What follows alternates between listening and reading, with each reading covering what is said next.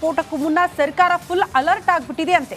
ಮುಂದಿನ ರಾಜಕೀಯ ಜಟಾಪಟಿಯ ಬಗ್ಗೆ ಸಿಎಂ ಮಹತ್ವದ ಸಭೆ ನಡೆಸೋದಕ್ಕೆ ಮುಂದಾಗಿದ್ದಾರೆ. ನಿನ್ನೆ ಸಿಎಂ, ಡಿಸಿಎಂ, ಗೃಹ ಸಚಿವರು ಸೀಕ್ರೆಟ್ ಮೀಟಿಂಗ್ ಮಾಡಿದ್ದಾರೆ ಎನ್ನುವುದರ ಡೀಟೇಲ್ ಸಿಗ್ತಾ ಇದೆ.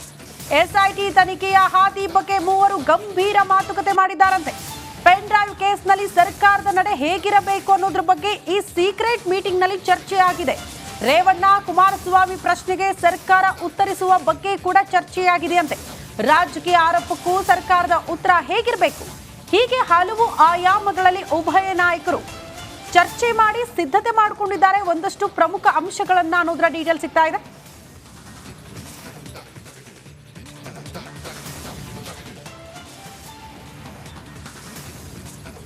ಇನ್ನು ಪೆನ್ ಡ್ರೈವ್ ಕೇಸ್ನಲ್ಲಿ ನಾಯಕರ ಟಾಕ್ ವಾರ್ ನಿಲ್ಲೋ ಹಾಗೆ ಕಾಣಿಸ್ತಾ ಇಲ್ಲ. ಅದರಲ್ಲಿ ಡಿಕೆ ಮತ್ತು ಎಚ್ಡಿಕೆ ಮಧ್ಯೆ ವಾಕ್ ಸಮರ ಮತ್ತೆ ಕೇಸ್ನ ತೀವ್ರತೆ ಹೆಚ್ಚು ಮಾಡ್ತಾ ಇದೆ. ಈ ಮಧ್ಯೆ ಮತ್ತೊಂದು ಪೆನ್ ಡ್ರೈವ್ ಸದ್ದು ಮಾಡ್ತಾ ಇದೆ. ಯಾವುದದು ತೋರಿಸ್ತೀವಿ ಈ ವರದಿ ಮೂಲಕ.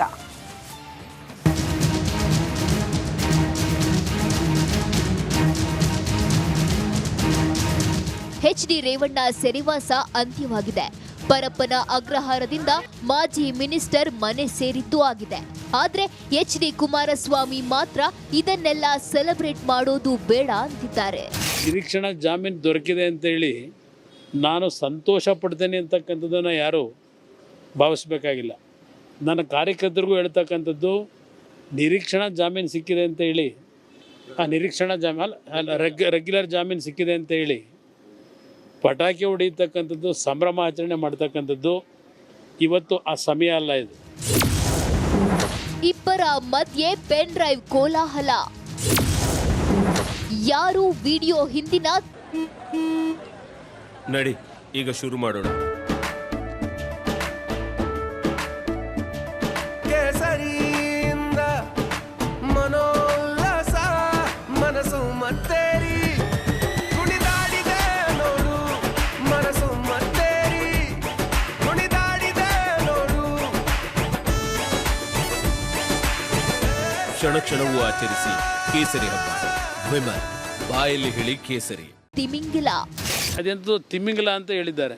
ದೊಡ್ಡ ತಿಮಿಂಗಲ ಬಹುಶಃ ನಮ್ಮ ರಾಜ್ಯದಲ್ಲಿರ್ತಕ್ಕಂಥ ದೊಡ್ಡ ತಿಮಿಂಗಲ ಯಾರು ಅಂತಕ್ಕಂಥದ್ದು ದೇಶದಲ್ಲೇ ಗೊತ್ತಿದೆ. ದೊಡ್ಡ ತಿಮಿಂಗಲ ಅದಿರಲಿ, ಅವೆಲ್ಲ ನಾನು ಈಗ ಚರ್ಚೆ ಮಾಡೋಕ್ಕೆ ಹೋಗಲ್ಲ.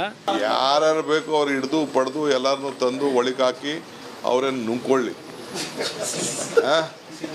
ನುಂಗ್ಕೊಳ್ಳಿ. ನಾನೇನು ಬರೀ ಎಕ್ಸಿಬಿಟ್ರು, ನಾನು ಡೈರೆಕ್ಟ್ರು ಅಲ್ಲ, ಪ್ರೊಡ್ಯೂಸ್ ಅಲ್ಲ.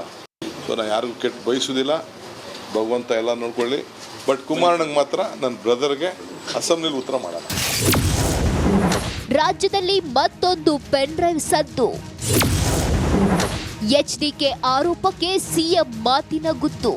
ಹೇಳ್ತೀನಿ, ಏನು ದೂರ ಇಲ್ಲ, ಏನು ಕೊಡ್ತೀನಿ ಅದನ್ನು. ನಾನು ಪೆನ್ ಡ್ರೈವು ಈ ರೀತಿ ಅಶ್ಲೀಲ ಪೆನ್ ಡ್ರೈವ್ ರಿಲೀಸ್ ಮಾಡೋದು ಯಾವ ವರ್ಗಾವಣೆ ವಿಷಯದಲ್ಲಿ ಪಾಪ ಅಧಿಕಾರಿಗಳು ಏನು ನೊಂದಿದ್ದಾರೆ, ಏನು ಚರ್ಚೆ ಮಾಡಿದ್ರು, ಆ ವರ್ಗಾವಣೆ ಸಮಯದ ಹೇಳಿದ್ದೀನಲ್ಲ, ಅವತ್ತು ವಿಧಾನಸೌಧ ಮುಂದೆ ತೋರಿಸಿದ್ದೀನಲ್ಲ, ಅದೇನು ನಾನು ಇನ್ನೂ ಪ್ರಿಪೇರ್ ಮಾಡೋಕ್ಕೆ ದೇಶ ವಿದೇಶಕ್ಕೆ ಹೋಗಿಲ್ಲ, ರೆಡಿ ಮಾಡಿ ಇಟ್ಟಿದ್ದೇನೆ. ಯಾವಾಗ ಬಿಡಬೇಕು ಹೇಳ್ತೀನಿ ಅಂತ ಅದನ್ನು. ಸರ್, ಕುಮಾರಸ್ವಾಮಿ ಒಂದು ಮಾತು ಹೇಳಿದ್ದಾರೆ, ಅವ್ರ ಪೆನ್ ಡ್ರೈವ್ ಇದೆಯಂತೆ, ಅದು ಭ್ರಷ್ಟಾಚಾರಕ್ಕೆ ಸಂಬಂಧಪಟ್ಟಂಥ ಪೆನ್ ಡ್ರೈವ್ ಅಂದರೆ ತನಿಖೆ ಮಾಡೋ ತಾಕತ್ತಿದ್ರೆ ನಾನು ಬಿಡುಗಡೆ ಮಾಡ್ತೀನಿ. Kumaraswamy is always A hit and run case. ಒಟ್ಟಲ್ಲಿ ಪೆನ್ ಡ್ರೈವ್ ಪುರಾಣ ಸದ್ಯಕ್ಕೆ ಮುಗಿಯೋ ಲಕ್ಷಣ ಕಾಣ್ತಿಲ್ಲ. ಇದಿನ್ನೂ ಅದೆಲ್ಲಿಗೆ ಹೋಗಿ ಮುಟ್ಟುತ್ತೋ ಕಾದು ನೋಡಬೇಕಿದೆ. Bureau report, republic Kannada.